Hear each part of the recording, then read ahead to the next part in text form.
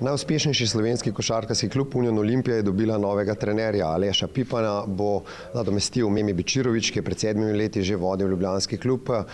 Vodstvo kluba pod vodstvom predsednika gospoda Janija Möderndorferja se je odločilo za to potezo po pokalnem porazu z Zlatorogom. Je bila to samo kaplja čez rob ali ste o tem razmišljali že dlje? Ne gre za to, da razmišljaš dlje, gre pa za postavljene cilje.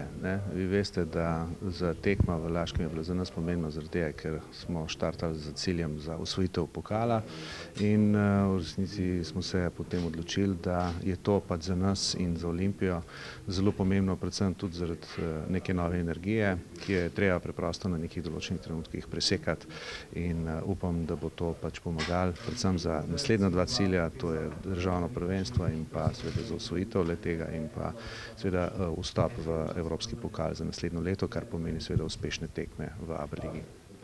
Ste imeli mogoče več kandidatov ali je bil edini izbor Memi Bečirović? Ne, več kandidatov je bilo, vendar odločitev je padla za njega. Zakaj ste se odločili prav za njega?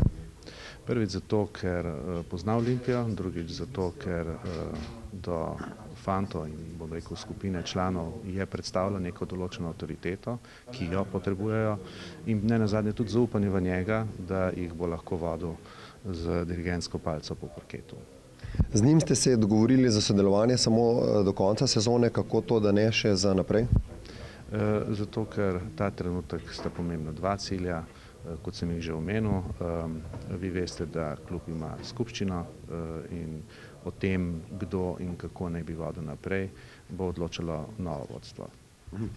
Ker če recimo ta dva cilja gospod Bečirović ne izpolni, verjetno je težko od nekoga pričakovati, ki dobi 2 meseca pred koncem sezone že sestavljeno ekipo, da bo napravil nek rezultat. Se vam ne zdi, da je to mogoče malce preveč zahtevno, prevelik cilj mogoče za nekoga, ki ni imel sam toliko vpliva pri sestavljanju in vodenju te ekipe? Imamo dobro ekipo, vse se da in verjamem, da če bi mislili tako, kot ste vi zdaj to nakazali, potem do te menjave sploh ne bi prišlo.